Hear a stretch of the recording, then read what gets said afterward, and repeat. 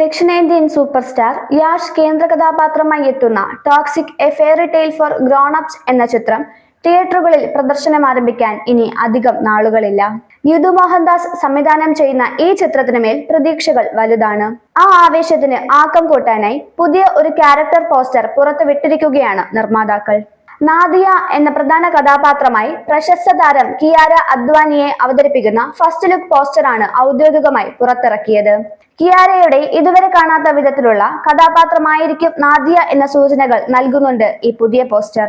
ഗ്ലാമറിന്റെയും അഭിനയത്തിന്റെയും സമന്വയമായിരിക്കും നാദിയ എന്ന കഥാപാത്രമെന്ന് social media പോസ്റ്റുകൾ സൂചിപ്പിക്കുന്നു. സർക്കസ് പശ്ചാത്തലത്തിലുള്ള ദൃശ്യവിസ്മയത്തിനുള്ളിലാണ് നാദിയയെ ഫസ്റ്റ് ലുക്ക് പോസ്റ്ററിൽ അവതരിപ്പിക്കുന്നത്. സാധാരണ ഗ്ലാമർ റോളുകളെ മറികടന്ന് പ്രകടനത്തിന് വലിയ സാധ്യത നൽകുന്ന കഥാപാത്രത്തിലേക്കുള്ള കിയാര അദ്വാനിയുടെ നിർണായകമായ ഒരു ചുവടുവെപ്പായാണ് ഇത് വിലയിരുത്തപ്പെടുന്നത്.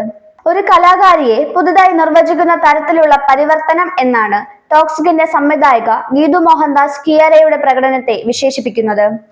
വമ്പൻ ഹിറ്റായ KGF ചാപ്റ്റർ 2 വന്ന് 4 വർഷങ്ങൾക്ക് ശേഷം ഒരു വമ്പൻ തിരിച്ചുവരവാണ് ടോക്സിക്കിലൂടെ യാഷ് നടത്തുന്നത്.